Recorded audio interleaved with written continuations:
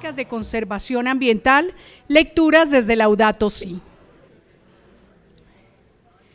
Para comenzar esta segunda jornada del 9º seminario del simposio Laudato Si, esta tarde abordaremos los enfoques de conservación ambiental. Para iniciar, invitamos al doctor Luis Germán Naranjo, director de Conservación y Gobernanza del Fondo Mundial para la Naturaleza, WWF, quien nos hablará sobre la evolución de los enfoques de la conservación ambiental.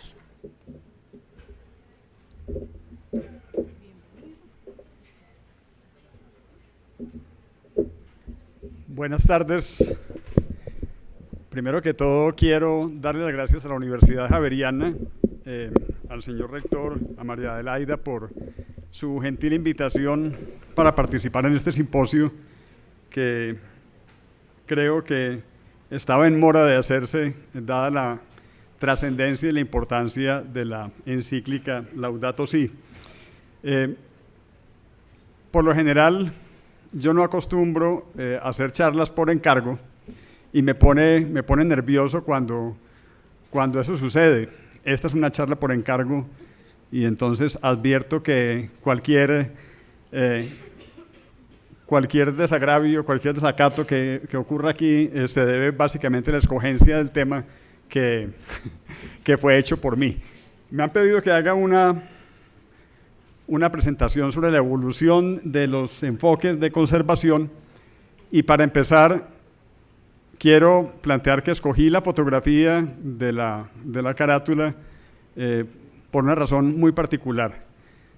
La conservación como la conocemos existe desde hace muchísimo tiempo, pero realmente la conservación contemporánea tiene sus raíces en una época todavía relativamente reciente. Para la mayoría del auditorio, que son bastante jóvenes, seguramente esto parecerá historia patria, o seguramente yo estoy muy viejo, pero el hecho es que la historia que les voy a contar para empezar es una historia que yo la recuerdo como algo perfectamente fresco en mi memoria.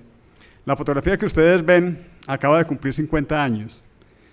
El 24 de diciembre de 1968, Bill Anders, uno de los 3 astronautas a bordo de la nave Apolo 8, que para quienes no lo sepan o no lo recuerden, fue la primera nave espacial que le dio la vuelta a la Luna y pues hizo un viaje hasta la Luna, le dio la vuelta y regresó a la Tierra.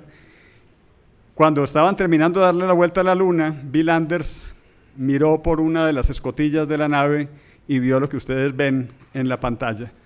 Fue la primera vez que la humanidad pudo ver el planeta desde lejos, pudo ver el planeta desde, pudiéramos decir, desde otro mundo.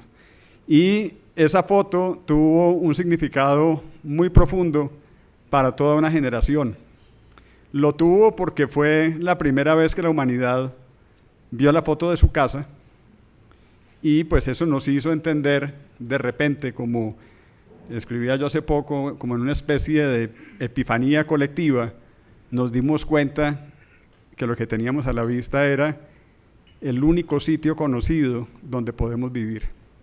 Y por lo tanto la fotografía se convirtió en un símbolo del entonces naciente movimiento ambientalista, que ahí quiero empezar la historia. Por esa época realmente empieza la época moderna de la conservación, del ambientalismo. Piensen ustedes que apenas 2 años después de este vuelo espacial se celebró el primer Día de la Tierra y de ahí para adelante empezó la gesta conservacionista como la conocemos. Entonces la historia que voy a contar, quiero contarla desde ese punto de vista y quiero empezar con lo que un pensador de la India, Ramachandra Guha, recoge como lo que él considera que son los 3 grandes momentos del pensamiento ambientalista de la época moderna y que de alguna manera prefiguran lo que la sociedad contemporánea entiende a favor y en contra de la conservación. El primer momento, él lo llama el regreso a la tierra y es básicamente toda la colección de manifestaciones de distintos grupos sociales de alguna manera opuestas a la modernidad, a la transformación de los ecosistemas y a favor del mantenimiento de un status quo en lo que se refiere a la relación de los seres humanos con la naturaleza. Está el segundo punto de vista o el segundo momento histórico, que es el de la búsqueda del uso eficiente de recursos. Yo me atrevería a decir que esto surge con la concepción de lo que Germán Poveda llama los sistemas de soporte para la vida, cuando los empezamos a llamar de otra forma, los empezamos a llamar recursos naturales, como si fueran simplemente cosas a ser utilizadas. Esta visión utilitarista y economicista de la naturaleza es un segundo momento, o plantea un segundo momento en la historia de la concepción de la relación de los seres humanos y la naturaleza. Y el tercero es el momento de la preservación de la naturaleza prístina, que da comienzo realmente a lo que convencionalmente entendemos como actitudes conservacionistas o como el movimiento ambientalista contemporáneo. De una manera un poco más elaborada y viéndolo en proyección temporal, aquí se brincó una, así aquí está. Viéndolo en un contexto temporal diferente o más preciso, esos tres momentos los podemos descomponer. Este es un artículo relativamente reciente, publicado en la revista Science, y plantea cuatro grandes épocas que empiezan justamente con los años 60, que fue cuando se tomó la fotografía con la que empecé. Hay una primera época de los años 60 y 70 en los cuales la conservación no tenía un fin distinto a la conservación por la conservación, la naturaleza por lo que significa ella como naturaleza, con unos valores fundamentales, sobre todo centrados en las especies, en los ecosistemas, en los hábitats de las especies, y con un presupuesto teórico afincado en la historia natural básicamente y en la ecología convencional. De los 60s y 70s pasamos a la segunda época, que realmente es la que la mayor cantidad de gente asocia con el movimiento conservacionista, y es la de la naturaleza a pesar de la gente. Y esa época de naturaleza a pesar de la gente lo que significa es que empezamos a ver a la humanidad como el gran colectivo enemigo de la naturaleza, y yo le añadiría a esto que es el momento, aunque esto venía gestándose, hay quienes lo llevan muchísimo más atrás de lo que voy a decir yo, pero esto venía gestándose desde la época de la Ilustración o incluso antes, como el momento de la alienación del ser humano con respecto al resto de la naturaleza.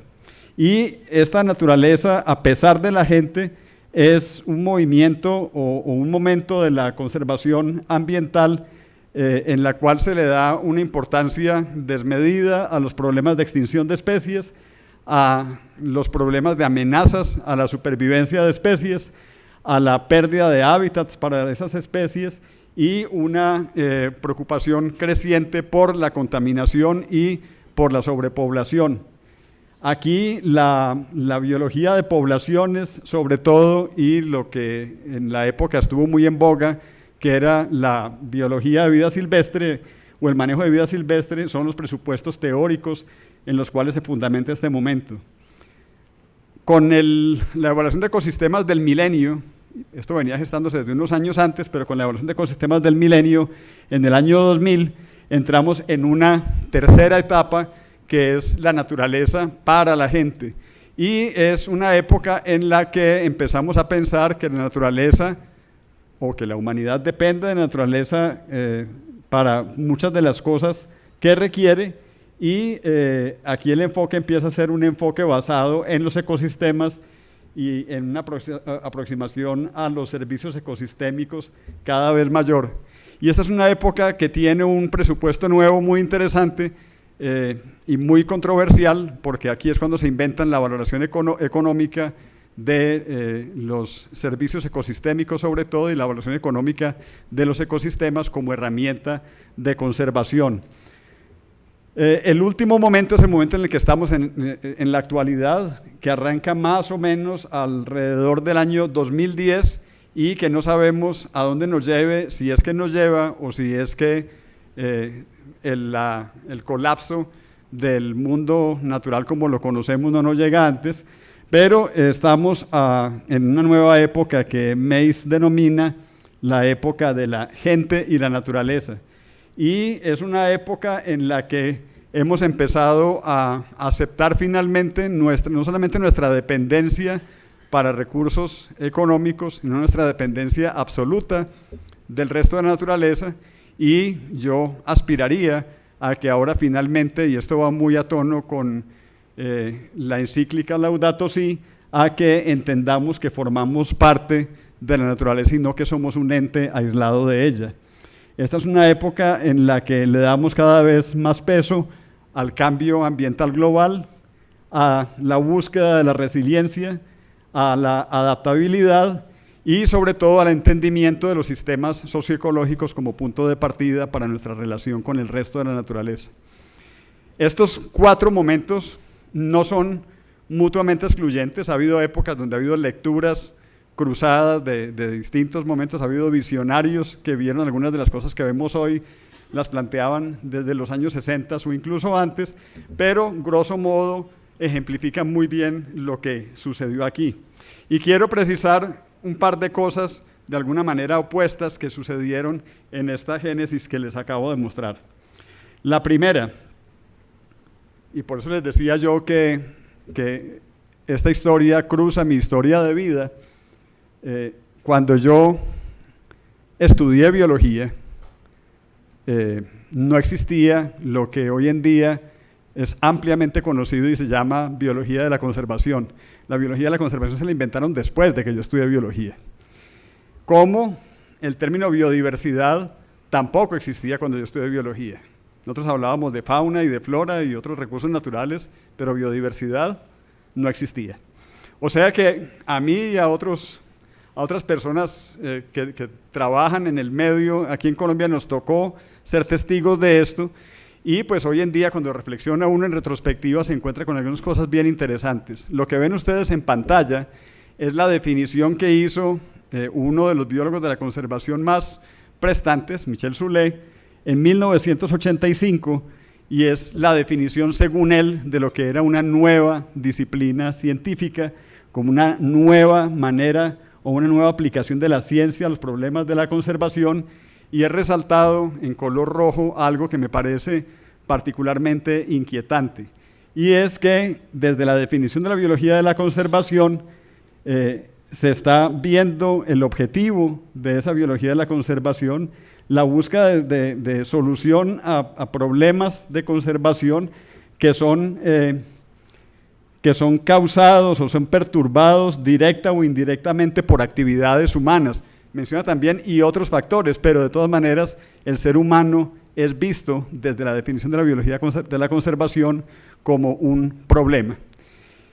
Y la segunda cosa que quiero mencionar en esta definición histórica de Soulet es que en este mismo artículo él plantea lo que según se veía en aquel momento debería ser la biología de la conservación, como la conjunción, el punto de encuentro de una serie de disciplinas que las vemos en la figura, y es muy curioso que aunque se mencionan muchas ramas de la biología, se mencionan algunas, pero se quedaron en mención durante mucho tiempo y nada más, se mencionan cosas como las ciencias sociales, y se mencionan cosas como la ecofilosofía, y pues otra serie de disciplinas más propias de las humanidades. La verdad es que durante la segunda mitad de los años 80, y yo diría que durante todos los 90, con algunas excepciones, el énfasis de la biología de la conservación estuvo centrado en los aspectos biológicos y ecológicos de la disciplina, y los aspectos sociales estuvieron de alguna manera en un segundo plano. Y eso es de alguna manera lo que nos muestra una especie de escisión entre dos aproximaciones a el entendimiento de la problemática de conservación según el presupuesto teórico de los practicantes de la conservación. Esto es tomado de un artículo de Callicott y sus colaboradores, donde plantea o reconoce dos grandes tipos de ecología inmersas en la conservación contemporánea. Y él dice que la primera es el composicionalismo, el que está a la serie de cuadros que están a la izquierda, y la segunda es el funcionalismo, y pues la gran diferencia está planteada por lo que les mostré anteriormente de la definición de biología de la conservación según Soule. Según Soule, la biología de la conservación separa al Homo sapiens del resto de la naturaleza, y por lo tanto esa biología de la conservación, al menos en un principio, fue una aproximación composicionalista, donde el presupuesto teórico y filosófico de la disciplina estaba basado sobre todo en una visión filogenética, jerárquica de los organismos, en la definición de los objetos de conservación. Los conceptos de conservación fundamentales aquí eran la preservación de la diversidad biológica, el mantenimiento de la integridad ecológica y como problemas o maneras de solucionar los problemas, cosas tales como la restauración ecológica. Surge precisamente por problemas que se plantearon desde el comienzo, surge la visión alternativa, una visión en la que la especie humana es considerada parte del cuadro y por lo tanto el énfasis de la disciplina está más desde la ecología de los ecosistemas y más desde el entendimiento de la función de los ecosistemas como el elemento básico que permite la existencia de unos servicios de los cuales la humanidad depende. Y en este enfoque, los conceptos de conservación más importantes se basan en cosas tales como la salud del ecosistema, la continuidad en la prestación de servicios ecosistémicos, el manejo adaptativo de los ecosistemas, la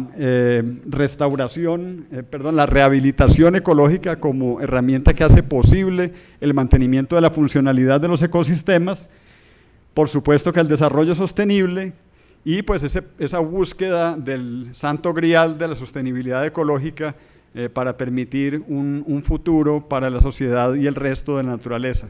Quiero enfatizar en esta gráfica porque realmente hay tantas aproximaciones a la conservación de la biodiversidad como escuelas y realmente uno podría ver una cantidad de cruces en las cosas que les he mostrado y pues es difícil encontrar un punto de vista común, lo cual representa un problema fundamental a la hora de convocar a la sociedad global para producir respuestas de las dimensiones que las necesitamos. Y por eso quiero mostrarles una cosa que no resulta para nada animadora. Desde el momento en que Bill Anders tomó la foto de la Tierra surgiendo sobre el horizonte lunar hasta el presente, uno pensaría que han sucedido grandes logros en conservación de la biodiversidad en el mundo. Lo que ven ustedes aquí es en una escala de tiempo desde 1970 hasta hace pocos años y son algunos hitos históricos del ambientalismo global. Y uno diría, ¿cómo hemos hecho de hartas cosas? ¿No? Es increíble cómo hemos convocado a la humanidad para esto. Pero la verdad es que si uno contrasta estos logros con indicadores del estado de la biodiversidad, el cuadro no resulta igual de satisfactorio. Si a esto le superponemos el índice Planeta Vivo, que es el índice que utiliza la Sociedad Zoológica de Londres junto con WWF y la Red Global de Huella Ecológica para mostrar el estado de la biodiversidad sobre la Tierra, pues vemos que el declive de la biodiversidad ha seguido imparable, ha seguido su tendencia, a pesar de tantos acuerdos internacionales y a pesar de tantos tratados y esfuerzos de conciliación. Eso ha preocupado a mucha gente y por eso se han planteado muchas cosas alternativas. En esta figura que es tomada de un trabajo muy interesante de Ernesto Gull y Pablo Leiva, donde se hace un recuento también de 3 grandes momentos del ambientalismo en Colombia. Vemos que se repite básicamente la misma historia que ya les conté, pero se identifican algunas de las razones que pudieran hacernos pensar por qué, a pesar de los esfuerzos y de los acuerdos internacionales, seguimos perdiendo batalla tras batalla y el declive de la biodiversidad sigue imparable. La lectura de este cuadro de Gould y Leiva es particularmente interesante porque nos muestra 3 momentos cuya diferencia fundamental estriba en el interés que reviste para la sociedad, para el Estado y para la empresa privada el ejercicio de la conservación. Una primera etapa ingenua, conservacionista, preocupada básicamente por el mantenimiento de cosas que para la sociedad parecían interesantes, pero que realmente no tenían como una importancia demasiado grande desde el punto de vista económico. Una etapa de desarrollo sostenible donde empieza a verse la importancia de la conservación desde el punto de vista de los recursos públicos y por lo tanto hay un incremento poderoso de la inversión en conservación y donde hay un fuerte liderazgo tanto del Estado como de la sociedad civil hacia la conservación. Y una tercera etapa, que es en la que estamos ahora, donde de repente la conservación ha sido de alguna manera cooptada por el modelo economicista del capitalismo neoliberal y donde esa cooptación ha dado como resultado la comodificación de la biodiversidad y los demás recursos naturales, lo cual no necesariamente representa una ventaja. Esto es una manera muy gruesa de presentarlo a escala nacional, pero básicamente es una historia que es aplicable al contexto global y creo que no nos equivocamos mucho al decir, y me adelanto a lo que quiero decir al final, de que tenemos el enemigo al frente y seguimos ignorándolo, y el enemigo al frente sigue siendo la búsqueda desesperada del crecimiento económico concebido como acumulación de capital, que es básicamente la razón detrás del deterioro ambiental. Por eso se han planteado distintas búsquedas y distintas alternativas y la conservación ha dejado de verse como un simple ejercicio de practicantes de la conservación, de especialistas en biología de la conservación, ecología y disciplinas afines, y donde empieza a verse la necesidad de tener un enfoque crítico de las relaciones del ser humano y la naturaleza, y donde es necesario buscar una transdisciplinariedad que permita entender las relaciones de poder en el conocimiento. Es el campo de la ecología política, y la ecología política es una capa adicional que se le monta a el ejercicio de la conservación como una herramienta fundamental para buscar una respuesta de la sociedad, el Estado y el sector privado. En la ecología política hay una serie de disciplinas que confluyen y que hacen aportes complementarios y enriquecen el ejercicio que venía tejiéndose desde la conservación convencional. Por supuesto, continúa teniendo un papel fundamental el conocimiento científico con el entendimiento de las dinámicas ambientales, pero el conocimiento vernáculo empieza a tener una importancia fundamental, y eso lo vimos esta mañana en una presentación tras otra, donde el conocimiento vernáculo empieza a ser un actor fundamental en la búsqueda de soluciones. Y por supuesto, hay aportes filosóficos importantes en cuanto a la construcción de una reflexión crítica, en cuanto a las relaciones de poder y también en cuanto al entendimiento de la naturaleza por parte de la sociedad. Es decir, podemos ver esto como un tránsito que hemos hecho de la epistemología, pasando por la doxa a una ontología, y esa ontología básicamente se refiere a varias cosas. Uno, a buscar una respuesta para algo que nos ha perseguido por siglos, yo creo, y es a la búsqueda de una visión colectiva de qué es naturaleza.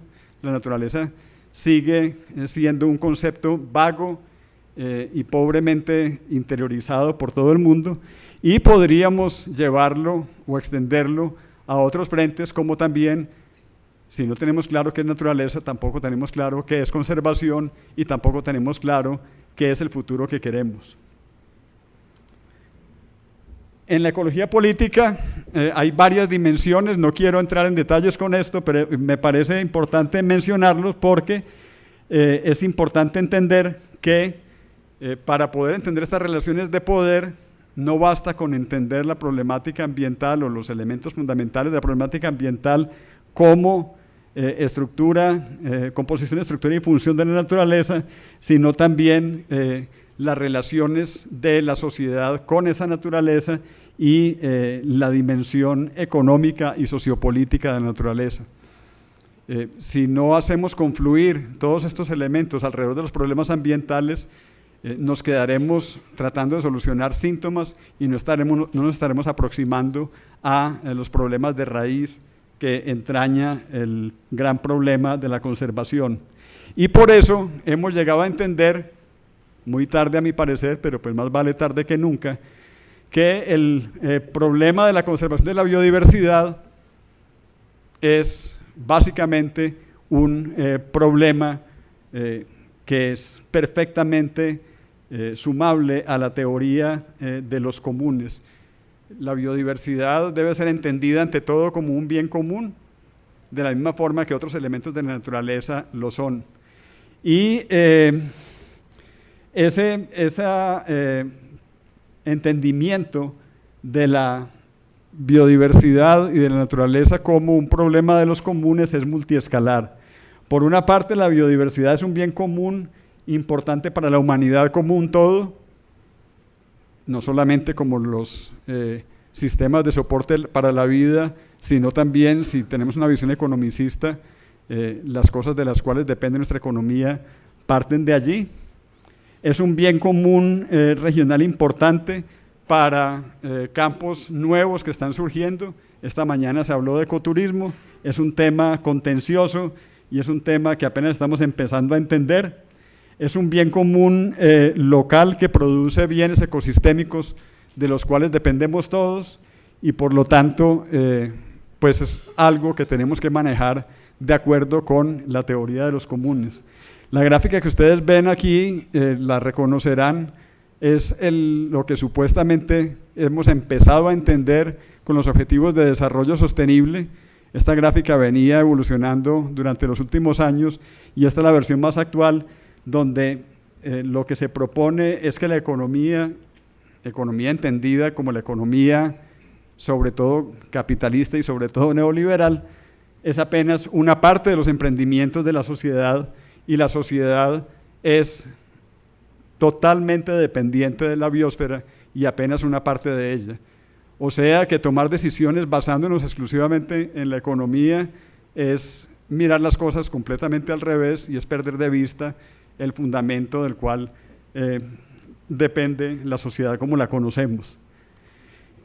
Y por todo esto entonces llegamos finalmente a la encíclica Laudato Si y yo quisiera solamente hacer un par de comentarios. Uno, la quiero enmarcar dentro de otros llamados que se han hecho en distintas épocas, sin quitarle nada de la importancia que tiene la encíclica, y ya voy a decir por qué la considero particularmente importante. El hecho es que el llamado que hace el Papa es un llamado que con la misma fuerza, con la misma intensidad, con la misma angustia, ha sido hecho en varios momentos de la historia que les he contado hasta este momento. Y quiero mencionar solamente los que aparecen allí. En el año 1982, las Naciones Unidas promulgaron un documento que se llama la Carta de la Naturaleza. Ustedes lo pueden consultar online, allí está, es una declaración conjunta, global, que hace un llamado angustioso, básicamente idéntico al que hace el Papa en la encíclica. En el año 2000 hubo un segundo intento, venía cocinándose desde el 87 y finalmente salió en el año 2000. Creo que en estos momentos esto está bajo la sombrilla de la UNESCO, pero no estoy muy seguro, y es la Carta de la Tierra, con palabras un poco distintas, pero el llamado sigue siendo el mismo. El Laudato Si llegó en el 2015, o sea, 15 años después de la Carta de la Tierra. Y el año entrante, y pues es una propaganda de alguna manera que yo quiero hacer aquí, pero no es ninguna novedad, el año entrante, en el marco del cierre de las metas que se han propuesto para biodiversidad, WWF está promoviendo una campaña global que lo ha llamado un nuevo acuerdo social por la gente y la naturaleza. Es básicamente el mismo llamado. Entonces yo me pregunto, ¿por qué hay que hacer el mismo llamado una y otra vez y no pasa nada? Seguimos exactamente en el mismo punto. Algo nos está faltando, que esto no llega a donde tiene que llegar. Porque era muy largo, no lo puse en la lista. Este que ven ustedes aquí salió 3 años antes que Laudato Si. Y esto apareció en un artículo especial de Conservation Biology y es una declaración de un monje budista tibetano que hace una propuesta basada en el vacío y la compasión para un budismo ambiental. Y ese llamado que hace el budismo ambiental, si ustedes leen la frase que he copiado allí, encontrarán, y han leído el Laudato Si, encontrarán una similitud supremamente grande en los dos llamados, esta vez por un monje budista. Vuelvo y digo, ¿qué pasa? Seguimos exactamente en el mismo punto. Y quiero cerrar con otra cosa que se dijo por la época en la que Bill Anders tomó la foto de la Tierra surgiendo sobre el horizonte lunar. Esto me lo encontré de chiripa la semana pasada. Yo no lo estaba buscando y se me apareció las cosas que la terrorífica magia de las redes sociales hace que suceda. Los algoritmos que lo persiguen a uno, le aparecen cosas sin que uno las busque. Se me apareció esto. Esto es un artículo salido en El País semanal, un artículo de Francesc Miralles, y son 4 principios del hipismo que el autor sugiere que deberían ser retomados en la época que vivimos en estos momentos. Y creo que el mensaje habla por sí solo y es totalmente hermanable con Laudato Si, es hermanable con el mensaje del monje budista, con la Carta de la Tierra, con la Carta de la Naturaleza y con el nuevo Acuerdo Global por la Tierra, por la gente y la naturaleza que va a proponer WWF. Solo que aquí va a algo mucho más simple que todo lo demás. Recordar el idealismo. El ser humano crea su propia concepción del mundo a través de la reflexión. La sociedad contemporánea en sus afanes ha perdido idealismo. Llámenlo de otras formas más acordes al lenguaje del Papa Francisco, pero creo que el mensaje está allí. El minimalismo vital, tener menos para hacer más. El Papa Francisco habla en la encíclica también de la rapidificación de la sociedad y habla también de los excesos de acumulación de la sociedad contemporánea. Volver a lo analógico. En la encíclica también se habla, y esta mañana en el panel se estaba hablando sobre el papel de las redes sociales y los medios virtuales. Y si probamos a vivir, aunque solo sea unas horas al día, tal como era el mundo antes de Internet, pues yo les puedo dar fe, la mayor parte de mi carrera profesional la hice sin Internet. Y el poder de una carta en papel, yo diría que era muchísimo más profundo y significativo que los miles de correos que uno manda a lo largo del año. Y la paz mental, dejarse estar y vivir de manera armoniosa con lo que uno es. Creo que eso está totalmente a lo largo y ancho de la encíclica y recoge de nuevo ese llamado angustioso por una vida más simple, más holística, más entera y más respetuosa. Termino con una imagen que está muy en boga en estos días. Ustedes habrán visto los videos de Greta Thunberg. Los que no lo hayan hecho, por favor, háganlo. Y creo que el ver a esta niña diciendo las cosas que dice con la profundidad que lo hace, porque pues yo creo que para fortuna de la humanidad, muy triste su situación. Ella, como ustedes sabrán, tiene síndrome de Asperger y trastorno obsesivo compulsivo, lo cual determina que ella hable sin filtro ninguno. Greta Thunberg dice las cosas como son, sin ningún problema para decir las verdades con toda la crudeza que es necesario decirlas. Y el llamado de Greta es un llamado perfectamente claro. Las soluciones están planteadas hace mucho tiempo. Las soluciones las conocemos hace rato. Falta la decisión. Y falta la decisión porque, repito lo que dije yo hace un rato, nos estamos equivocando al ocultar el enemigo que hemos tenido siempre a la vista.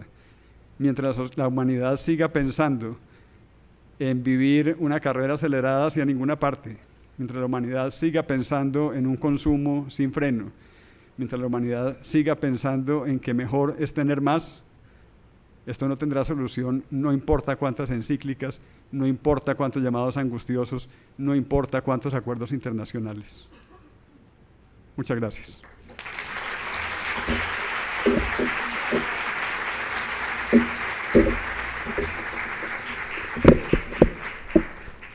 Muchas gracias al doctor Naranjo. Continuamos ahora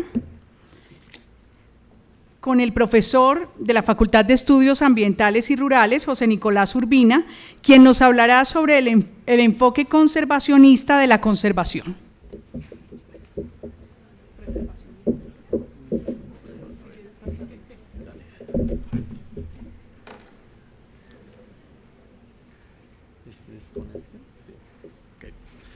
Bueno, buenas tardes a todos. Primero que todo, muchas gracias por la invitación a Adelita, al padre rectora, de este evento tan interesante y que, como ya han dicho varios colegas, es supremamente necesario desde la mirada de la Laudato Si hacia la conservación.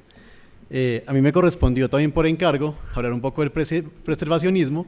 Sin embargo, negociando un poco con Adelita, le dije, yo no soy tan preservacionista como parece, entonces voy a tener una posición preservacionista inicialmente y voy a ir migrando poco a poco, siempre teniendo en el marco de la Laudato hacia la conservación y uso de la biodiversidad.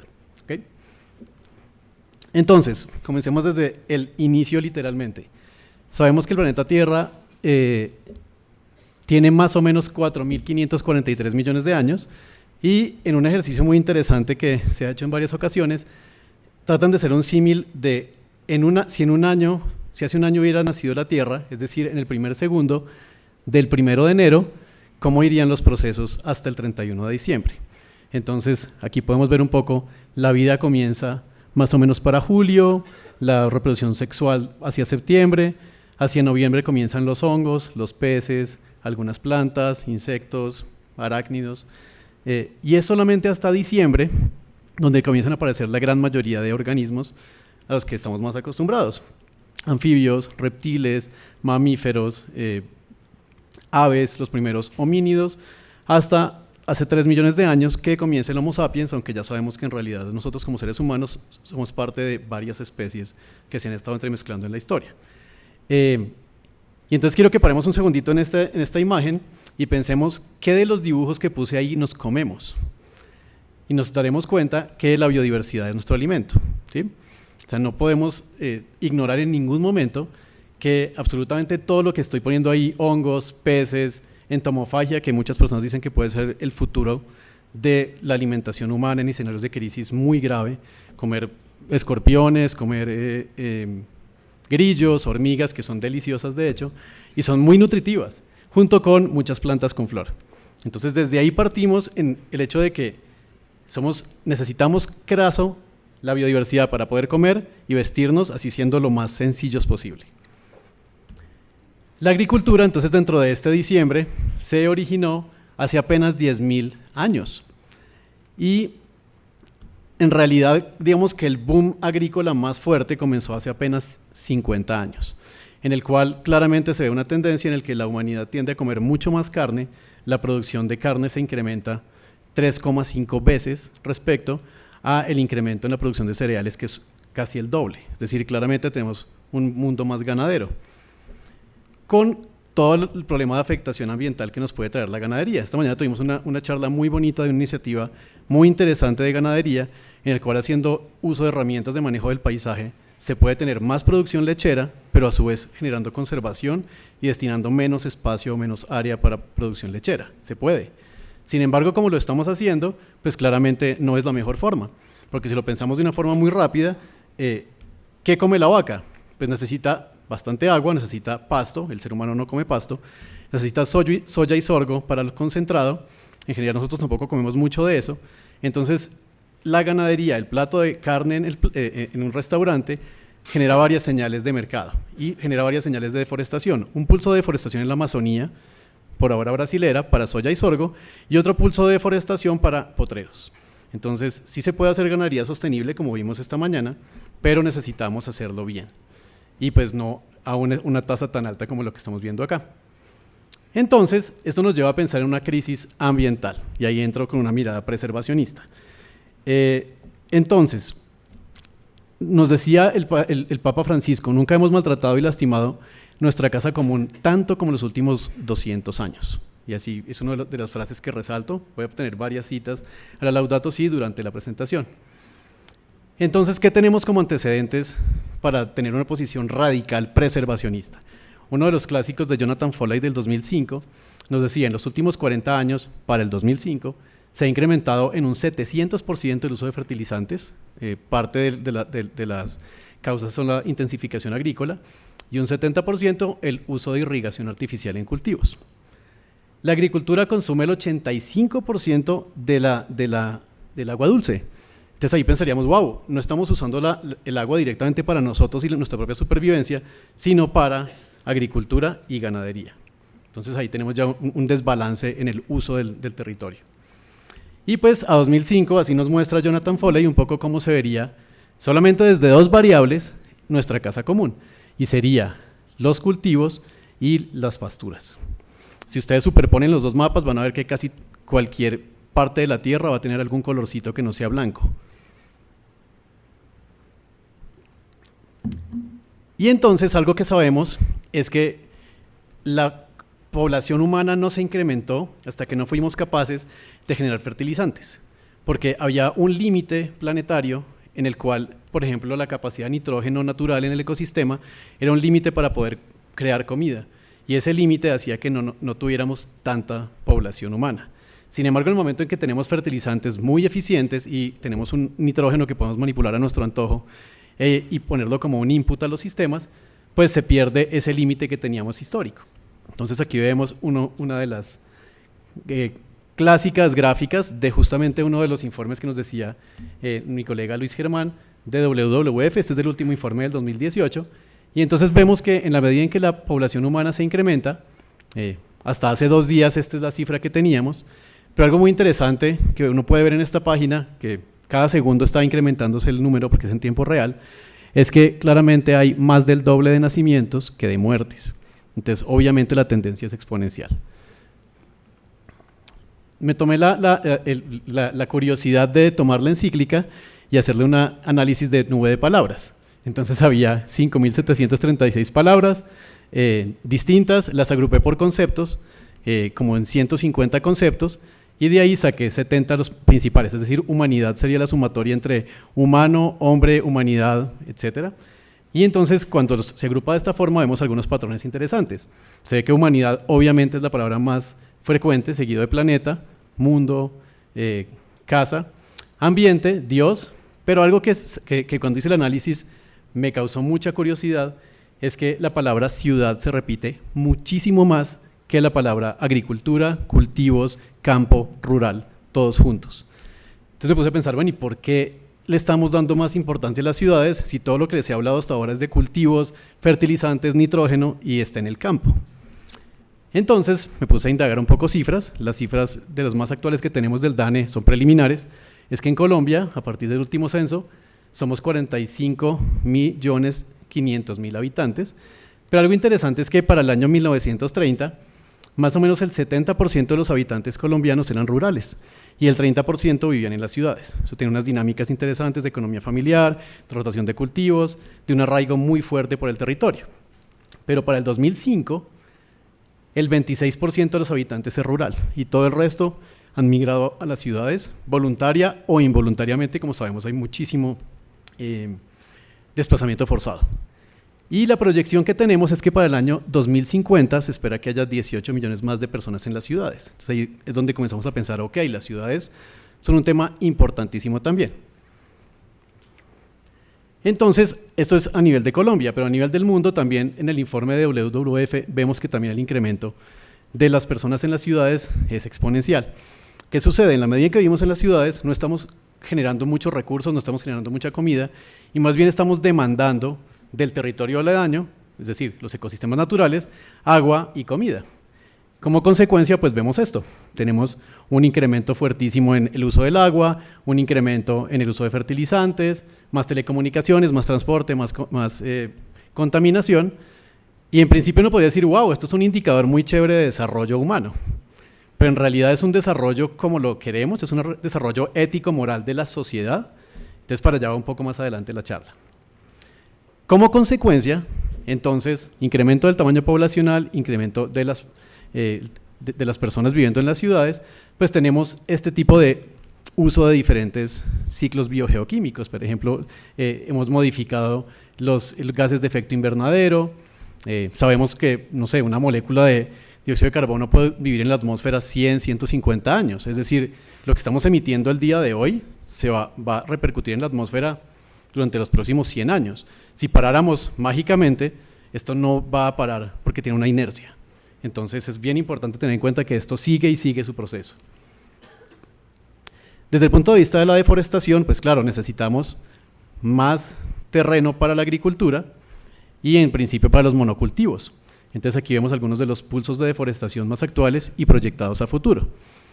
Al respecto nos dice, Jonathan Foley, que ¿qué pasa ahí? Bueno, que el 40% de la superficie terrestre continental está dedicada a cultivos y a postreros.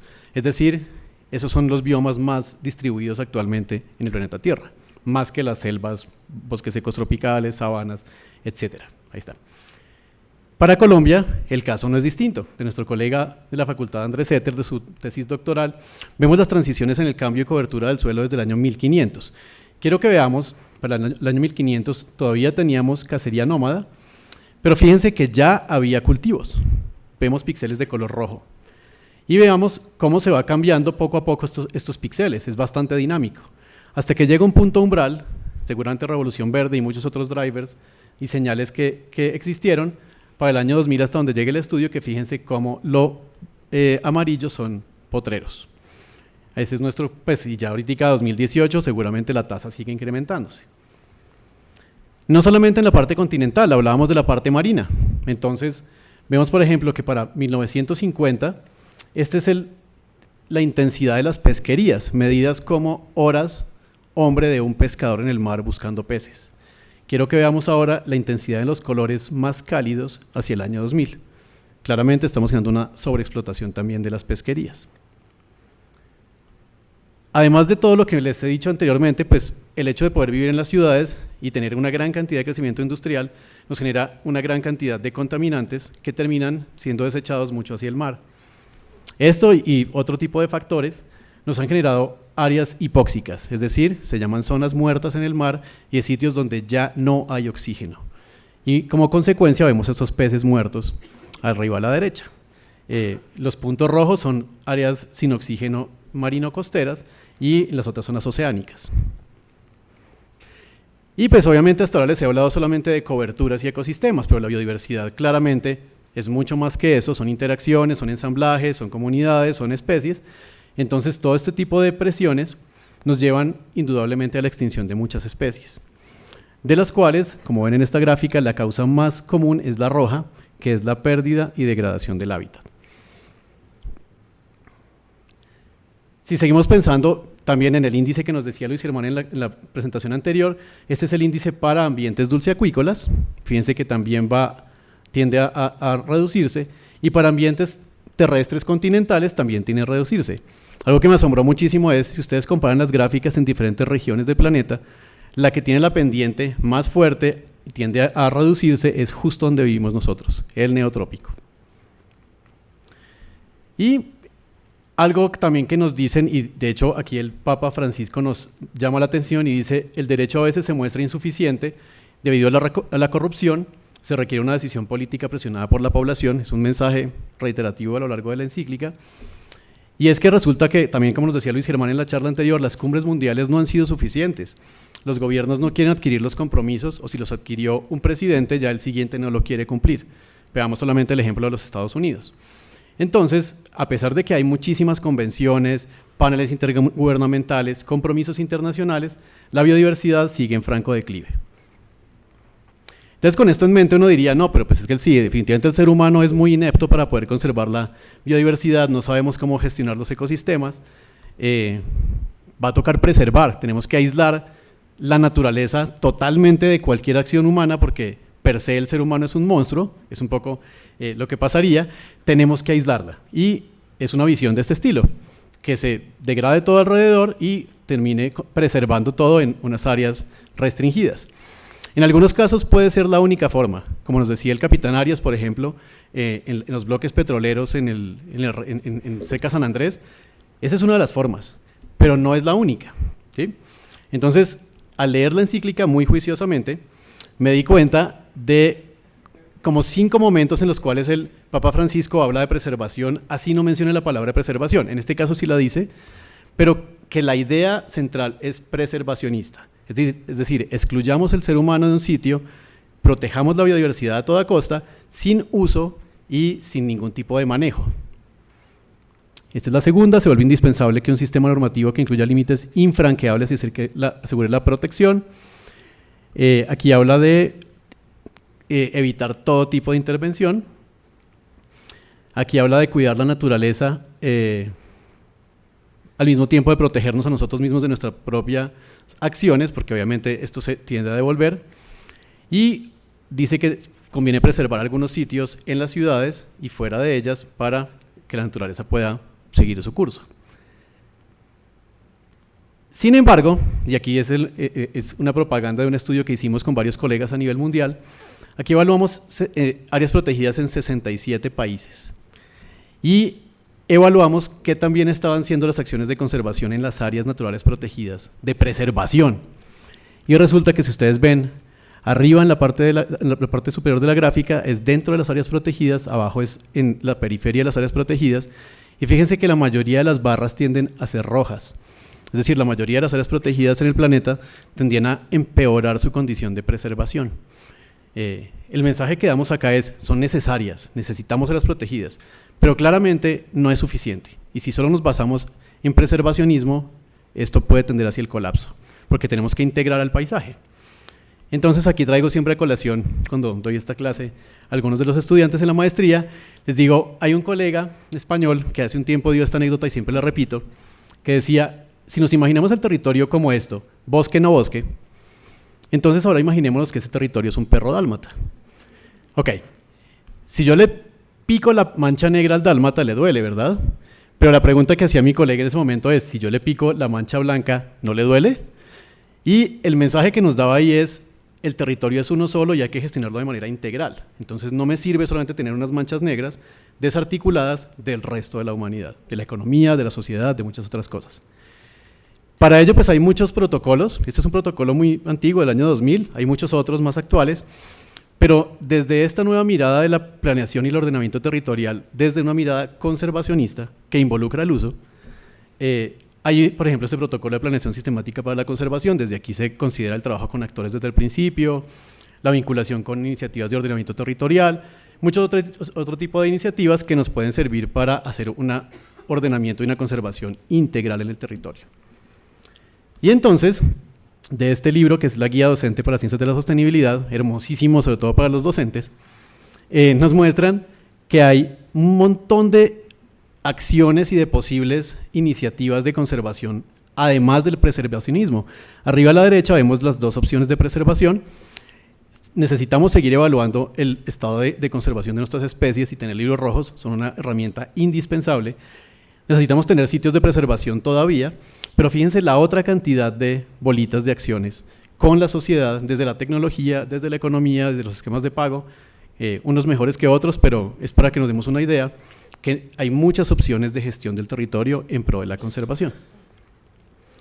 Entonces, el Papa Francisco nos dice, pues sí, muy cómodos ustedes, digan que es que estamos creciendo poblacionalmente y entonces simplemente esterilicemos a todo el mundo, o pongamos una cuota de hijos, pero no tenemos que ser tan facilistas porque esto va más allá del solo el crecimiento poblacional.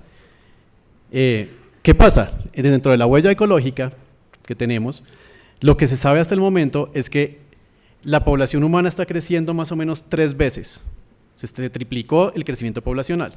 Pero el consumo de recursos por parte de los seres humanos, sobre todo citadinos, se incrementó 16 veces. Entonces, parte de aquí lo que dice el Santo Padre es, claramente el problema mayor es el consumo y no solamente el crecimiento poblacional. Tienen que ver, pero es que un crecimiento poblacional dentro de las ciudades implica generaciones que estamos más adecuadas a consumir y a usar tecnología de manera desmedida. Entonces lo que nos dice la encíclica es, bueno, hablamos entonces de un deterioro ético, social y cultural, que es la crisis social. Comencé hablando de crisis ambiental, esta es la crisis social. Entonces él nos dice, el egoísmo es el peor de los males, individualismo. Sin embargo, también está la pérdida de identidad, el desarraigo. Esto nos genera corrupción, violencia, intolerancia, intereses económicos, inmediatistas y egoístas. Y esto nos lleva al lado oscuro de, no mentiras, esto genera un desplazamiento forzado de las personas más vulnerables. Y además nos genera un incumplimiento de los compromisos ambientales. ¿Por qué? Porque obviamente los países están pensando de una forma egoísta y de manera inmediatista. Quiero que en mi periodo de gobierno se vean resultados rápido y estoy trabajando en un periodo de 3, 4, 5 años y no en un periodo ecológico de 100 o 150 años donde se verían los resultados, pero eso no es popular. Uno de los problemas que nos detecta el Papa Francisco a partir de la crisis social es el desarraigo. Entonces dice, y ya varios conferencistas lo han dicho previamente, como vivimos en las ciudades, en general tendemos a tener un desarraigo muy fuerte de dónde viene la leche que yo me tomo, de dónde viene el tomate que compré en el supermercado. La mayoría de gente muchas veces no sabe las cadenas de valor, la huella hídrica o el costo que tiene ambiental, lo que consume y con lo que se viste. Entonces también nos dice el Papa Francisco, es interesante pensar en que las nuevas generaciones están muy conscientes de la crisis ambiental, pero muchos de ellos ya están en un rol tecnológico y de consumismo con el que nacieron. Entonces, abandonar ese tipo de hábitos es muy complicado a pesar de que sean conscientes de la crisis ambiental que hay. Entonces dice que quiere recuperar la noción de dónde vienen los alimentos y todos necesitamos la biodiversidad, necesitamos recuperar esa noción. Creo que todos los que estamos aquí somos conscientes, pero fuera de este espacio ambiental, que es un gremio muy pequeño, mucha gente no lo piensa de esa forma. Otra parte relacionada con la crisis social es el deterioro ético y cultural. Nos hacen entonces un llamado de tener una ciudadanía ecológica. Y es que deberíamos tener unos nuevos hábitos un poco más sobrios, menos consumistas, y algo que él nos dice repetitivamente es, créanme, eso los lleva a una paz mental, una paz interior, y Luis Germán nos hablaba de eso desde la mirada de los principios hippies, también ahí hay como una interacción muy interesante. Y nos dice, los jóvenes ya con una conciencia de ciudadanos ecológicos deben trabajar en redes comunitarias. Hoy vimos varios ejercicios muy bonitos de redes comunitarias, desde los tubérculos andinos, algo de agricultura familiar que mezclaba minería junto con agricultura en el Chocó. Vemos que sí se puede, y parte de lo bonito de las experiencias de esta mañana es ver que no todo es negro y todo está mal. O sea, sí hay iniciativas muy interesantes que van en este rumbo desde una mirada colombiana. La corrupción es algo pues terrible a todo nivel, pero pues, dice que debemos combatir esa individualidad y pensar en un bien común. Y hace un llamado a tener una política sana. Y esta política va a todo nivel, comenzando por los compromisos adquiridos con la Convención de Diversidad Biológica, en los paneles intergubernamentales, en las compensaciones por infraestructura e impacto ambiental, muchos aspectos. Y en una política sana lo describe como una política a largo plazo, sin pensar en resultados inmediatistas, sino en un tiempo ecológico largo, que es la adaptación basada en los ecosistemas, orientadora, transparente, abierta al diálogo, basada en valores y no en el egoísmo de un solo grupo de la mermelada o cosas de ese estilo. Una política que guíe el proceso social y moral, un desarrollo tecnológico y económico para mejorar la calidad de vida, no para enriquecer un país. Entonces es bien difícil, es bien controversial, pero es una mirada muy bonita. Al respecto entonces nos dice, en algunos círculos de economía clásica se sostiene que la economía actual y tecnología van a resolver los problemas ambientales y que básicamente la economía proveerá. Y pues ahí nos vamos ajustando al cambio. Sin embargo, él dice que el mercado por sí mismo no garantiza el desarrollo integral, ético y moral de la sociedad.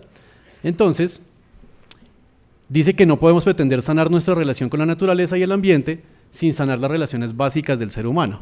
Y ahí el preservacionismo se nos cae como estrategia exclusiva. Es importante, pero no podemos solamente basar la conservación biológica en el preservacionismo, porque claramente si hay una crisis social, la crisis ambiental va a continuar y va a haber un loop cada vez más y más y más pesado. Entonces yo comencé la charla mostrándoles esta gráfica en el cual tenemos unos factores que amenazan la biodiversidad y nos generan extinción, ¿verdad?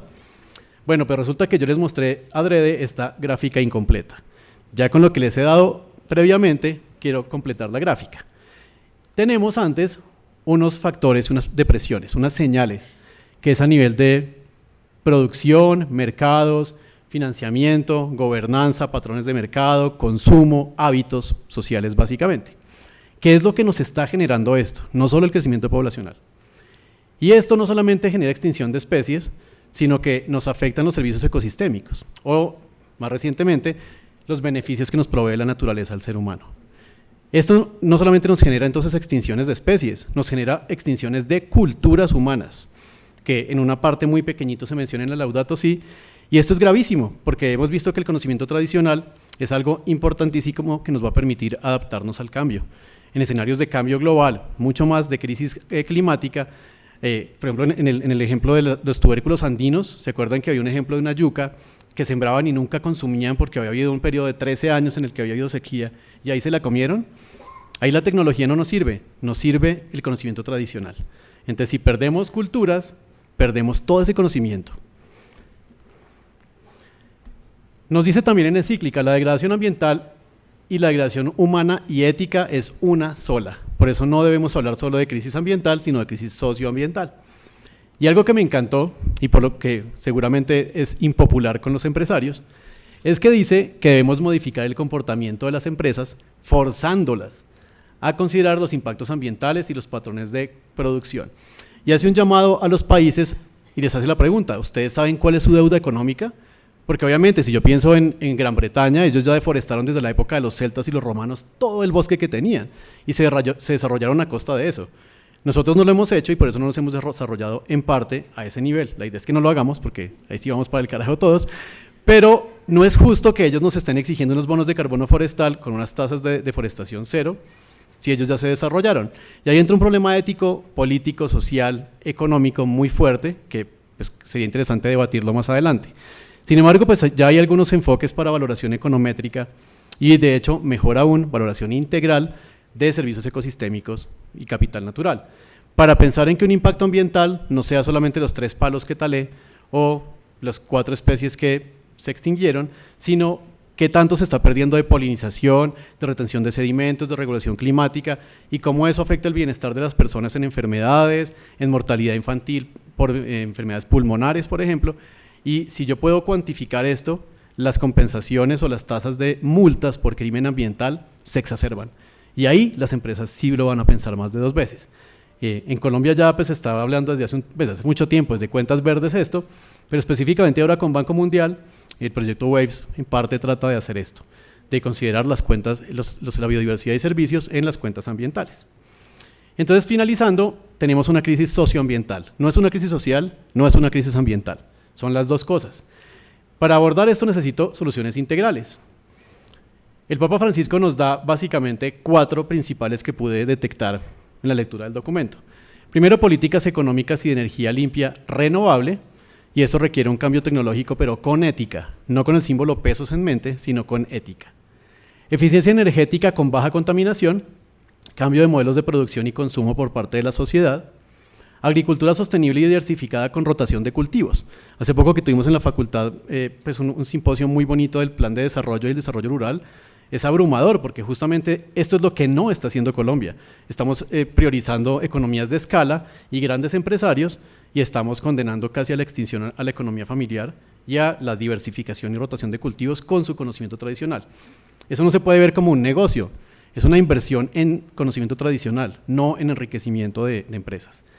Y finalmente, que los ciudadanos ecológicos, empoderados y conscientes, actúen y presionen a los gobiernos. Esos son los 4 mensajes principales. Y uno que yo saqué bajo la manga, pero que me parece importantísimo y no podía dejar de decirlo, es que los obispos y sacerdotes, siendo una encíclica, y es una carta del Papa a sus obispos en todo el planeta, deben ser aliados de la educación ambiental y la conservación. Y pues él dice principalmente en 3 temas: cuidado de la naturaleza, defensa de los pobres y construcción de redes de respeto y fraternidad. Sin embargo, nos dice, ojo, la educación ambiental tiene que evolucionar. No solamente es una educación ambiental de informar la crisis y que la gente esté informada y asustada, puede ser eso también, pero además de ñapa tiene que dar herramientas para cambiar hábitos, para desarrollar los hábitos y reducir el consumismo en la población. Y eso es a lo que él llama como una educación ambiental mucho más integral. Finalmente, dice, se debe dar a los investigadores un lugar preponderante y facilitar su interacción con amplia libertad académica.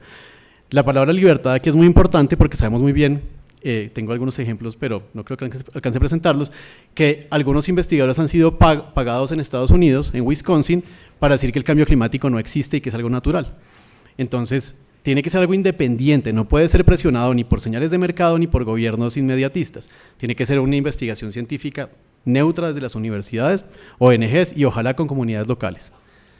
Se debe desarrollar nuevas líneas de investigación, entonces inter y transdisciplinar, porque estamos hablando de una crisis socioambiental. Y la última es que debemos tejer lazos y recuperar la identidad y sentido de pertenencia, existencia y convivencia.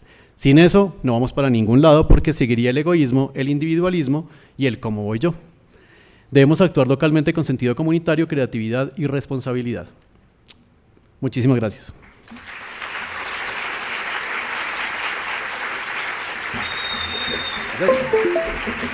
Vale, gracias. Bueno, muchísimas gracias a Nicolás. Invitamos ahora a la doctora Brigitte Batiste, directora general del Instituto de Investigación de Recursos Biológicos Alexander von Humboldt, quien nos hablará sobre los nuevos enfoques de conservación. Bienvenida, Brigitte. Bueno, muy buenas tardes a todas y todos, un gusto estar aquí en mi casa.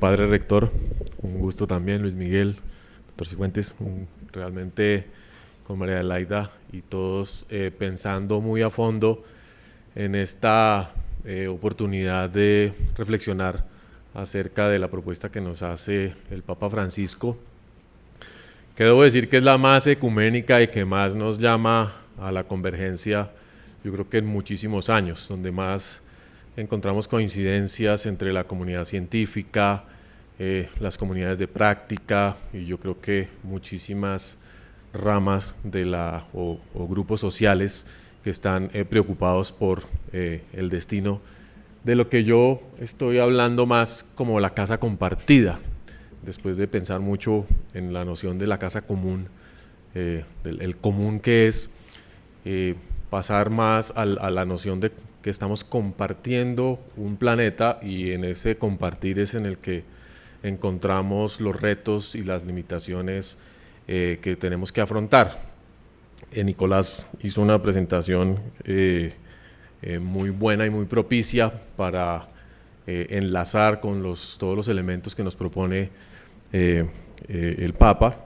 Y entonces voy a aprovechar todo eso para hablar de los nuevos enfoques de conservación. Y creo que cuando uno habla de conservación está hablando de darle importancia a las cosas que nos mantienen vivos, a las cosas que le dan sentido a la existencia. Porque la conservación es un problema que se da en un contexto de cambio constante, de retos, de preguntas, del ejercicio de lo humano. El ejercicio de lo humano como está planteado, por ejemplo, en la delimitación de páramos. Es uno de los casos que nos enfrenta hoy en día con más, que nos toca más de cerca, porque hay una decisión para preservar la alta montaña ecuatorial en Colombia. Hay una decisión que, digamos, aplaudimos inicialmente, que implica identificar y delimitar los páramos como áreas de conservación porque nos proveen agua a todos, pero al mismo tiempo el ejercicio de delimitación implica que una gran cantidad de personas que antes o que todavía están viviendo dentro de los páramos ven limitadas sus oportunidades y sus capacidades de desarrollarse, de alimentarse y de vivir. Nos enfrentamos entonces un poquito a al reto de resolver conflictos humanos en medio de buenas intenciones. Y casi que llegamos a un punto en el que las comunidades campesinas se enfrentan al resto de la sociedad. Está sucediendo en muchas partes del país, reclamando justicia ambiental, reclamando que aquellos que vivimos en las ciudades con todos los privilegios que estamos hablando de conservación, no hemos tenido en cuenta las condiciones de vida y los requerimientos de las sociedades rurales, de las cuales depende nuestro propio bienestar. Entonces se plantea claramente la conservación como un problema de limitaciones y de quehaceres en el territorio, o eventualmente un problema, perdón, eso está muy brincón, o un problema de ubicación. Hay algunos miembros de la sociedad que quedaron bien ubicados y otros que quedaron mal ubicados.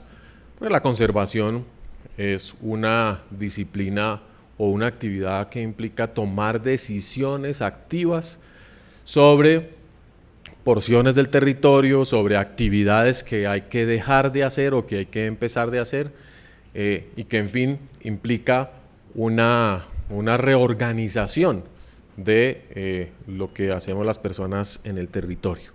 Entonces tal vez no sea un problema de limitación, insisto, sino de dónde los humanos asumimos nuestra responsabilidad como cuidadores del planeta, pero también como cuidadores de otras personas, como personas responsables dentro de la sociedad.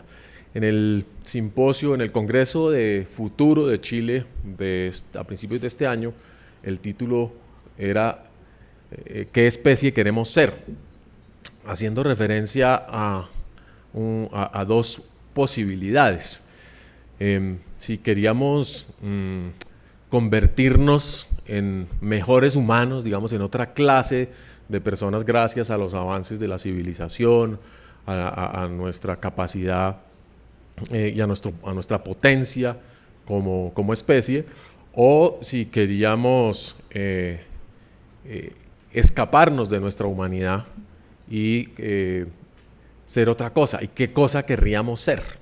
Y ahí participaron genetistas, participaron evolucionistas, participaron filósofos, en fin. Les recomiendo mucho, las memorias están en la red. Y en ese contexto, perdón, está muy brincón.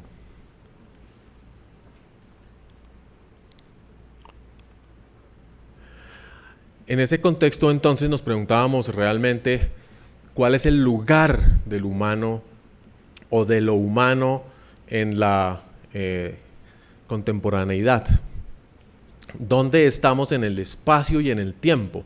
Para volver a hablar de qué es lo que es necesario conservar y si ha habido cambios en los últimos 50 años, hay nuevos contextos y nuevos retos. El Papa nos dice sí, por supuesto.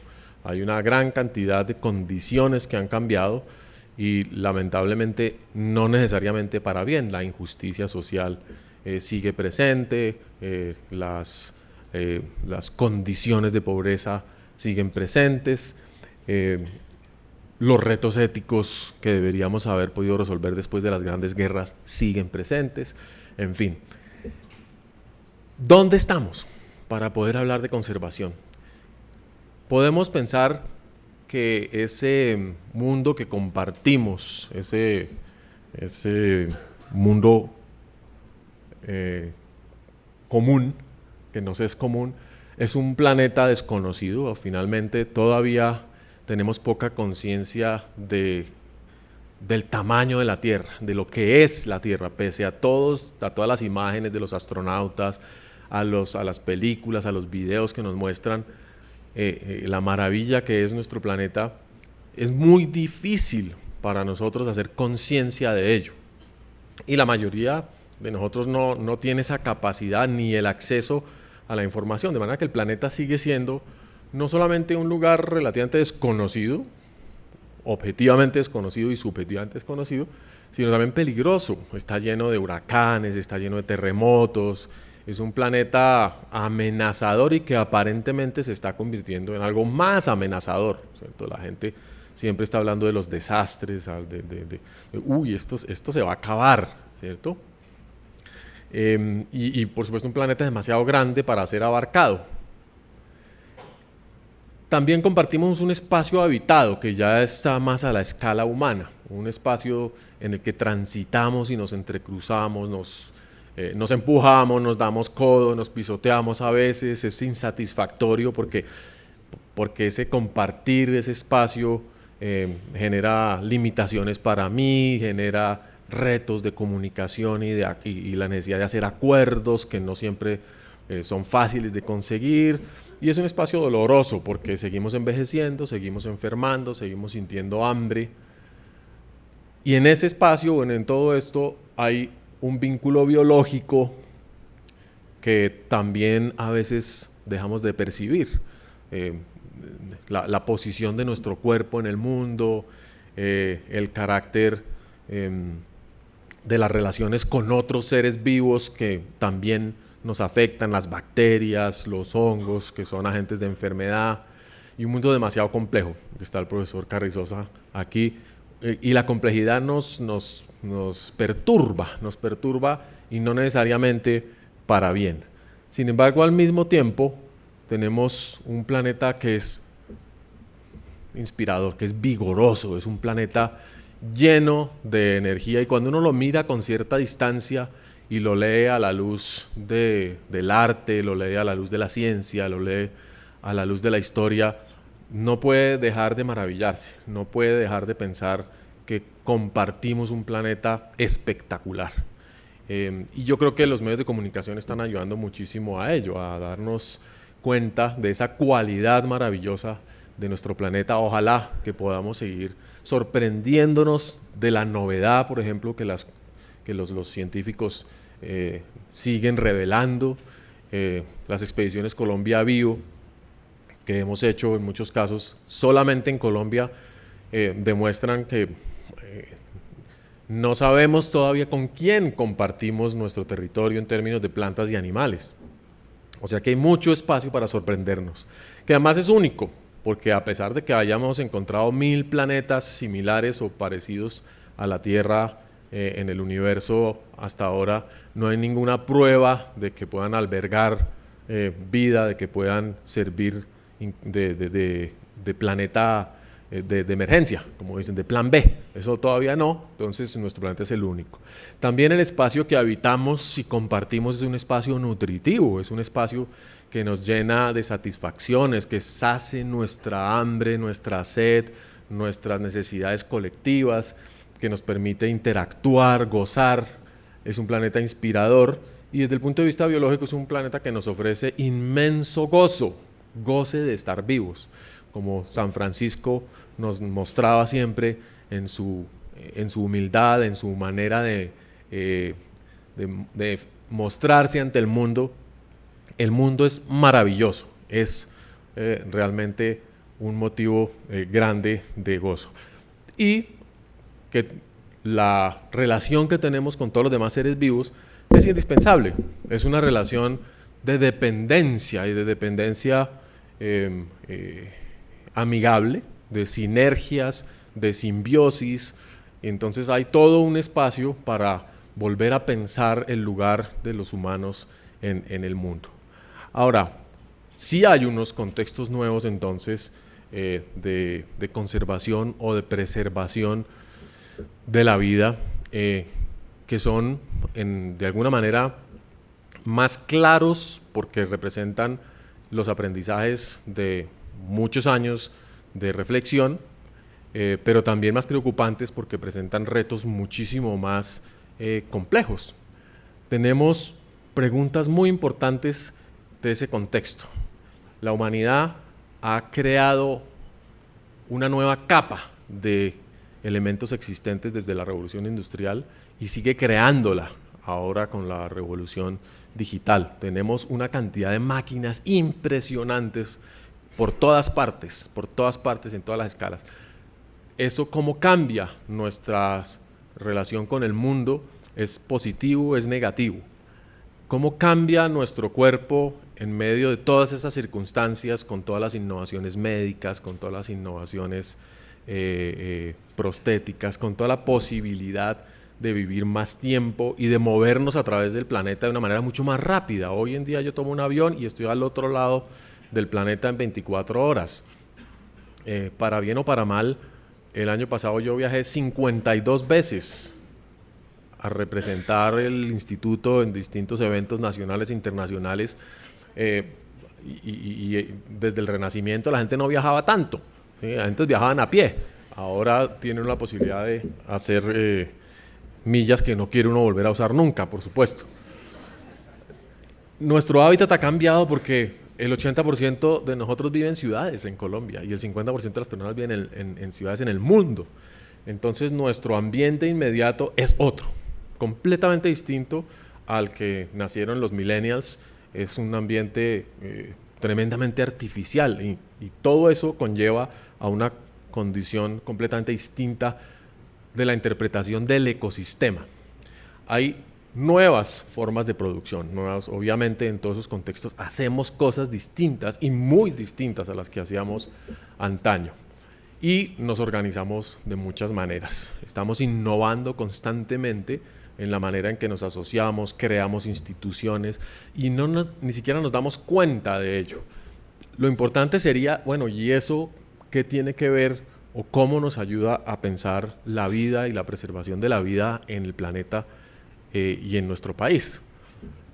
Porque la verdad es que cuando uno mira las imágenes de Chiribiquete, la deforestación que estamos ejerciendo sobre la Amazonia colombiana y las imágenes del desierto de Arizona, no puede dejar de asustarse.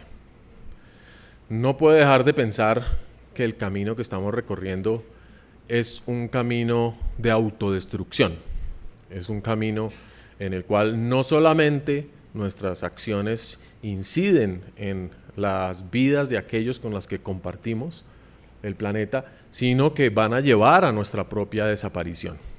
Y desafortunadamente los escenarios de cambio climático al 2100 y más adelante, en el caso de que no hagamos cambios sustanciales en nuestro modo de vida, pues lo están ratificando.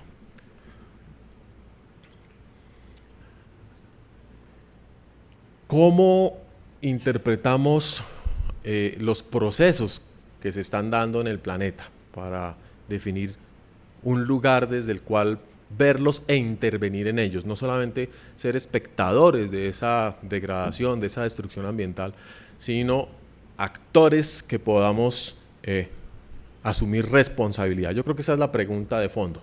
La conservación, ¿a quién le corresponde? ¿Quién debe hacerse responsable por el planeta? Por supuesto, la respuesta general es todos debemos hacernos responsables por nuestro planeta, pero ¿de qué manera el hecho de compartir ese planeta, de compartir esos hábitats, nos define posibilidades o nos limita posibilidades para ejercer esa responsabilidad? En el Guaviare, estas son las imágenes de la semana pasada. Estamos talando 40 hectáreas por día. Alguien decía por hora, no, es por hora, yo por día, ya es demasiado rápido. Pero si uno sobrevuela en estos días el piedemonte caqueteño y del Guaviare, se va a encontrar con que ha desaparecido un área del tamaño de El Salvador. Es decir, un país entero completamente destruido en 3 meses. Es realmente apabullante. Y no se trata de que la pobreza esté impulsando a la gente a apropiarse de una hectárea más de tierra, no se trata del hambre, no. Se trata del narcotráfico y la especulación de tierras financiada por capitales legales o por el blanqueamiento de la ilegalidad. Entonces enfrentamos un problema realmente de raíces morales muy, muy, muy grandes. Por otra parte, cuando vamos a sitios como el Valle de Cocora, en el Quindío, nos ensimismamos, nos admiramos de la belleza del planeta y pedimos que se preserve la belleza del planeta. Pero esa belleza está muerta. En términos evolutivos, en términos ecológicos, estas palmas hacen parte de un mausoleo, ¿sí? De algo que ya no está, digamos, en capacidad, o tiene una poquita capacidad, una baja capacidad de seguir reproduciéndose y de mantener la vida. En las negociaciones que se están haciendo para tratar de activar el ecosistema del Valle de Cocora, nos hemos encontrado con que a nadie le interesa. Le interesa a unos poquitos, pero a los que menos les está interesando es a los propios habitantes de Salento, que están absolutamente engolosinados con los 37, 40 mil turistas que les están llegando en los fines de semana de los puentes y que han hecho todo lo posible para que no haya ordenamiento, para que no haya restricciones al acceso de ninguna clase y constantemente bloquean todas las posibilidades de manejar el turismo de una manera sensible. Si uno piensa que eso va a ser el destino del país, esas dos cosas, un dominio del territorio por la inmoralidad y la apropiación de tierras para acrecentar la riqueza privada, y el bloqueo deliberado de las decisiones de conservación y de buen manejo ambiental, pues es supremamente frustrante, porque claramente no estamos hablando de un problema biológico, estamos hablando de un problema político, de un problema social y de un problema ético de gran envergadura. Podemos, sin embargo, pensar que, dado que estamos hablando de procesos de cambio, de procesos de deforestación, de procesos de cambio de uso del suelo, de urbanización, está en nuestras manos revertir la dirección de estos procesos. Y por eso comenzamos a hablar en muchos casos de cambiar la dirección de la intervención humana. Y a eso eventualmente es que hace referencia a la palabra conservación en el sentido más amplio. Es decir, no solamente proteger lo que queda, sino realmente mover el círculo de las transformaciones de lo que llamaríamos un círculo vicioso a uno virtuoso. Y probablemente es más fácil hacer eso que tratar de resistirse contra las presiones de cambio y decir, no, de aquí no me muevo, aquí yo soy la heroína, la persona que voy a defender el mundo, y entender que eventualmente hay otras dinámicas posibles. La idea de las transiciones, sin embargo, apenas comienza a plantearse en el mundo entero, especialmente para hablar de las transiciones energéticas, las transiciones del petróleo, del carbón y de los no sostenibles a las sostenibles, y Nicolás ya mencionó lo importante que es esa transición, pero para nosotros existen muchas dimensiones posibles de lo que implica hacer una transición y cómo en medio de esa transición eventualmente es que podemos hablar de otra noción de conservación. Las transiciones, si ven en esta gráfica que Germán Corso hizo para nuestra propuesta de transiciones sociales y ecológicas a la sostenibilidad, muestran cómo de ámbitos, aquí no puedo señalar, tal vez no me arriesgo, el de arriba, gracias, sí, de una gran área silvestre que le queda a Colombia. Paulatinamente se van desprendiendo áreas hacia la ganadería, áreas hacia la agricultura, áreas hacia la construcción urbana, pero que también desde las áreas ganaderas se desprenden capacidades de recuperación del bosque, de las áreas agrícolas igualmente.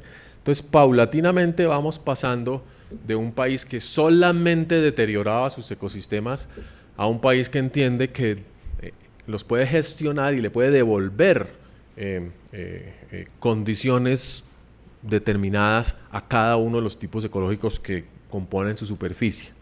En estos tres mapas vemos un poquito la complejización de esa idea. El primer mapa es el mapa de bosque no bosque continental que preparó el IDEAM hace unos años, y en verde muestra lo que nos quedaba de ecosistemas silvestres ahí dice naturales, pero yo prefiero evitar la palabra, mejor silvestres.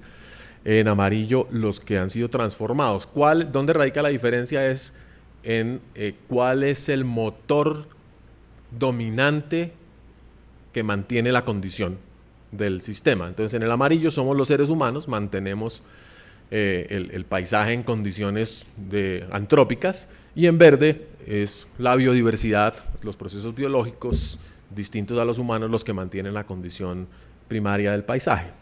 En el mapa que sigue, que hizo el profesor Andrés Setter aquí en la universidad y después hemos utilizado en muchas versiones, se muestra ya un poquito más en detalle los procesos de transformación y de esas condiciones territoriales que estamos afrontando.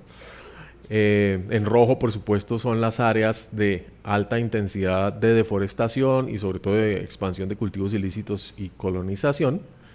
Y en el tercer mapa, que es del año pasado, elaborado con base, digamos, en muchas fuentes, en el mapa de ecosistemas, en lo que ha hecho el Instituto Humboldt, vemos simplemente la expresión de la diversidad de condiciones ecológicas y sociales que existen en el país, ya con un nivel de resolución mucho más detallado. Entonces, en esos territorios, en esas condiciones territoriales que estamos reconociendo de otra manera y con muchísimo más detalle, es que comenzamos a hablar de cuáles entonces son las opciones de conservación. Porque ya no son las mismas que en los años 70, ya no son las mismas que en los años 80. Ahora, como les decía, hay retos distintos, pero también hay herramientas distintas. Biodiversidad, entonces, la vamos a reconocer en todos los ámbitos. A pesar del amarillo en el mapa, aún hay muchísima biodiversidad, muchísima naturaleza, ahora sí, si lo quieren decir así, en todas partes. Y ahí hay imágenes del Caguán, de la ciudad de Bogotá, del municipio de Betas en el Santurbán y de la altillanura en el Bichada. Y en todas ellas el verde sigue predominando, pero no es brócoli, es verde de alta heterogeneidad, es un verde lleno de especies, lleno de riqueza y de procesos biológicos interrumpidos, perturbados en distintas condiciones, pero que aún así determinan la resiliencia de nuestro territorio, es decir, la capacidad de seguir funcionando como territorio vivo. ¿Cuáles son entonces esos ámbitos sobre los cuales habría que pensar de nuevo la conservación y cómo habría que pensarla? Los ámbitos son, por supuesto, el primero, las condiciones remanentes silvestres. Todos esos espacios, y ahí sí marinos y costeros que son que nos quedan. ¿Cómo vamos ahí a actuar? ¿Vamos a seguir creando parques nacionales, reservas biológicas? ¿O hay otras oportunidades de conservación completamente distintas en asocio con las comunidades indígenas, con las comunidades negras, con las comunidades campesinas, en asocio con los empresarios, con los ciudadanos? En fin, hay un menú muy grande de nuevas opciones que estamos revelando. En unos 15 días en la Feria del Libro vamos a publicar un estudio nuevo sobre alternativas de conservación para Colombia y van a poder ver muchas ideas, digamos, positivas al respecto. Entonces, aparte de los ámbitos silvestres, tenemos ámbitos anfibios que habíamos sido poco sensibles, a los cuales habíamos sido poco sensibles. ¿Cómo conservamos el agua? Y la gente que vive y conoce el agua, los pescadores de Colombia que siempre han sido desplazados, asesinados, maltratados y que viven en unas condiciones absolutamente lamentables a veces, pero que conocen y manejan nuestra Colombia anfibia. Los ambientes urbanos, este es el humedal Trianón, recientemente declarado como área protegida en Medellín. Las áreas protegidas urbanas aún no son reconocidas formalmente por nuestra ley, pero se están declarando y se están creando porque los ciudadanos ya saben lo importante que es tener 1 hectárea de biodiversidad en medio de una ciudad. Demandan eso, tienen esa conciencia muy clara. Entonces miren, en la mitad de Envigado, la tierra más cara de Medellín, se declararon 28 hectáreas de área recreativa protegida. Y Medellín espera declarar cerca de 2.000 hectáreas nuevas urbanas como áreas de conservación. Territorios campesinos, con todo su conocimiento sobre agrobiodiversidad, entonces están planteando también nuevas estrategias de manejo y de gestión de la biodiversidad en este momento en conflicto con el Estado, porque hay, como les decía en el caso del páramo, la perspectiva de quién está conservando para quién y a cambio de qué. ¿Es un esfuerzo compartido o es un esfuerzo asimétrico y un esfuerzo no compensado o ni siquiera reconocido? Entonces, aquí en Bogotá, las comunidades de Sumapaz no nos quieren como turistas, no nos quieren como promotores de nuevas represas para generar agua para la ciudad, pero cuando uno piensa, dice con razón, porque a cambio de que la casa de ellos se pone al servicio de las nuestras y nosotros no respondemos. Entonces, ahí los temas de justicia social siguen siendo absolutamente fundamentales. Los ecosistemas agroindustriales también configuran territorios muy promisorios para la conservación siempre y cuando la ambición no rompa el saco, como dice la avaricia, no rompa el saco. Tienen toda la posibilidad de generar producción para el mercado, para la exportación, siempre y cuando mantengan unas condiciones de naturalidad o de silvestridad que les provean servicios ecosistémicos no solo a ellos, sino al mundo entero. Entonces nosotros decimos miti miti, como dice el profesor Wilson, en el diseño de las plantaciones de palma, en el diseño de los arrozales, en el diseño de los cañaduzales, tratemos de configurar paisajes mucho más sostenibles. Esta foto la traigo por los paisajes agrícolas y campesinos porque es el polinizador del cacao. Entonces también compartimos, y como se me está acabando el tiempo, el planeta con una gran cantidad de seres que nos están brindando bienestar, que nos están proveyendo servicios, y este pequeño zancudito poliniza el cacao, pero vive y depende del bosque. Si uno tumba el bosque para sembrar cacao, no hay zancudos que lo polinicen. Entonces entramos en un dilema y en una paradoja. Claramente el mundo compartido tiene que incluir a nuestros parientes y en este caso incluso a un mosquito primo del que transmite el chikungunya. Pero el que transmite el chikungunya también tiene una función ecosistémica que realizar a pesar de que no lo queramos mucho. Los paisajes ganaderos sabemos que son ámbitos de conservación o retos para la conservación y más para la restauración. Hay una deuda ecológica gigantesca creada por la transformación de los paisajes colombianos, sobre todo en el Caribe, para mantener ganaderías muy ineficientes y que han generado pobreza e incluso guerra. De manera que la opción de pensar la conservación en estos ámbitos es prioritaria. Incluso a veces uno dice, teniendo 100 hectáreas de restauración aquí y 100 hectáreas de conservación en otro lado, ¿cómo hago para sopesar cuál es la prioritaria? En los paisajes mineroenergéticos somos muy críticos de las explotaciones de minerales, de las hidroeléctricas, del petróleo, de la minería, pero estos ámbitos generan riqueza de otra manera e insisto, dependiendo de la responsabilidad y de la capacidad con que se administre esa riqueza, podemos entender su aporte a la sostenibilidad o no. Y como el tiempo se me termina,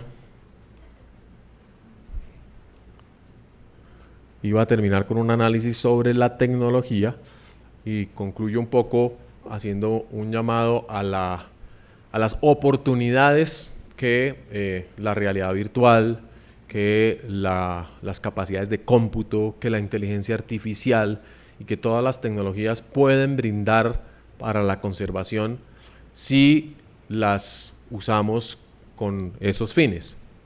Le tenemos, como en la edad de piedra, temor a la innovación tecnológica, pero por supuesto la tecnología es solamente una extensión de la voluntad humana y como el Papa reconoce, los poderes de la tecnología deben estar sujetos al ejercicio bondadoso y por el bien común que hagamos de ellas. De manera que con eso concluyo y les agradezco mucho.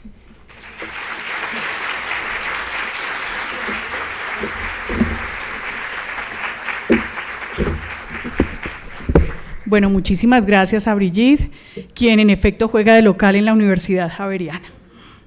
Bueno, y ahora los invito entonces a un café. Tenemos unos 20 minutos 25 minutos para un café. Al regreso tendremos al señor viceministro del Ordenamiento Ambiental y del Territorio.